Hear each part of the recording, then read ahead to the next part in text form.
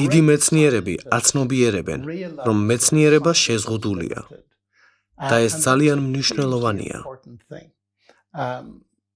ამავეს ამბობდა ნობელის პრემიის ლაურეატი, ამერიკელი რიჩარდ ფეინმანიც და ამას უზარმაზარი მნიშვნელობა აქვს. ვფიქრობ, ამ აზრის გადმოსაცემად საუკეთესო საშუალება იქნება თუ იმ ადამიანს მივმართავ, ვინც ჩემთვისაც და რიჩარდ დოკინსისთვისაც გმირია, სერ პიტერ მედავარს. ის მუშაობდა აქ და ამბობდა, ჩემი სიტყვებით ვამბობ, ძალიან ადვილი დასანახია ის, რომ საბუნებისმეტყველო მეცნიერებანი შეზღუდულია. ისინი ბავშვის მარტივ შეკითხვასაც კი ვერ სცემს პასუხს. საიდან მოვდივარ, სად მივდივარ და რა არის ჩემი ცხოვრების აზრი. და ეს სრული ჭეშმარიტებაა. ისინი პასუხს ვერ სცემს ამ კითხვებს. შედარებით ადვილია ამის თვალსაჩინოდ დანახვა. ედუარდ ოსბორნ უილსონმა, შესანიშნავმა ენტომოლოგმა, თუ არ ვცდები 2009 წელს ასეთი საინტერესო სიტყვები თქვა. იცით, ჩვენ გვაქვს პალეოლითური ემოციები, შუა საუკუნეობრივი დაწესებულებები და ღმერთის მსგავსი ტექნოლოგიები და ეს ძალიან სახიფათოა.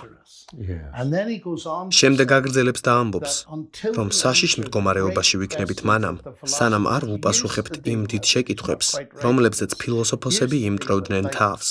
მაგალითად, საიდან მოვდივარ, სად მივდივარ, რა არის ჩემი ცხოვრების აზრი, ის მართალიც არის. უილსონი ამბობს სიტყვებს, რომელი სიტყვების მოსმენაც ძალიან საინტერესოა მისგან, რადგან ის დიდი ხნის განმავლობაში ათეისტი გახლდათ, მაგრამ მისი სიტყვები სრული სიმართლეა. მეცნიერება საოცარია, მან შესანიშნავი ტექნოლოგიები მოგცა, მაგრამ ის შეზღუდულია და ვერ სცემს პასუხს ეგზისტენციალურ შეკითხვებს, რომლებიც უმნიშვნელოვანესი შეკითხვებია. არსებობს გაუცნობიერებელი ვარაუდი იმასთან დაკავშირებით, რომ გამოცხადება და გონება ერთმანეთს ეწინააღმდეგება. ამას იმიტომ ვახსენებ, რომ წინამორბედი აზრი თვალსაჩინოდ დაგანახოთ. ახლა ვისაუბრებ დეი და მატილდას ნამცხვარზე. წარმოვიდგინოთ, რომ მან დიდი ნამცხვარი გამოაცხო და ძალიან კმაყოფილია ამით. ჩვენ კი ნობელის პრემიის ყველა ლაურეატს მივმართავთ ამ ნამცხვრის ანალიზისთვის. ისინი გვაძლევენ ფიზიკურ, ქიმიურ და ბიოლოგიურ ანალიზს. ჩვენ ვეუბნებით, გმადლობთ, რომ ამ ნამცხვრის შესახებ 100 გვერდიანი ტრაქტატი დაწერეთ. წასვლამდე ისიც გითხარით, რატომ გამოაცხო ამ ქალმა ეს ნამცხვარი. ფიზიკოსებმა მითხარით მაგალითად. ფიზიკოსი გვეუბნება, იცით, იმის თქმა შემიძლია, რისგანაა ნამცხვარი გაკეთებული, მაგრამ იმას ვერ გეტყვით, თუ რატომ გამოაცხო მან ის. არც ერთ მათგანს არ შეუძლია გითხრას, რატომ გამოაცხო დეი და მატილდამ ეს ნამცხვარი, სანამ ის თავად არ გაგვიმხელს ამას.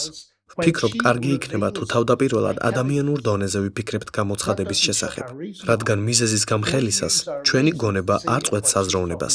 გონებას ვიყენებთ იმისთვის, რომ გავერკვიოთ, დევს თუ არა აზრი იმაში, რასაც ეს ქალი გვეუბნება. დეი და მატილდას რომ ეთქვა, რომ ეს ნამცხვარი თავისი ბიძაშვილისთვის, ჯეინისთვის გამოაცხო, ეს სრულიად გასაგები იქნებოდა. შესაბამისად, ცრუ წინააღმდეგობაა ის არგუმენტი, რომელსაც ხშირად ვისმენთ. ბიბლია ამტკიცებს, რომ გამოცხადებაა, ჩვენ კი გონების გვჯერა. გონებას იყენებთ გამოცხადების ორივე მეთოდთან მიმართებით, რომელ მეთოდსაც იყენებს ღმერთი. ერთი მათგანია ბუნება და სამყარო. ცანი ღაღადებენ ღმერთის დიდებას. აქედან ბევრ რამეს თუ ვერ გავიგებთ, იმას მაინც გავიგებთ, რომ ღმერთი არსებობს, მაგრამ დაზუსტებისათვის ღმერთი თავად წარმოთქვამს სიტყვას და ამიტომაც ბიბლია არის გამოცხადება, თუმცა ის არ ეწინააღმდეგება გონებას. ჩვენს გონებას ბიბლიის წასაკითხად და გასაგებადაც უნდა ვიყენებდეთ და ვფიქრობ, რომ ეს მართლაც ძალიან მნიშვნელოვანია, სწორედ ამ სრულ წინააღმდეგობის გამო. თითქოს გონება და გამოცხადება ერთმანეთის საპირისპიროა და ამ აზრს უამრავ ადამიანს ახვევენ თავს.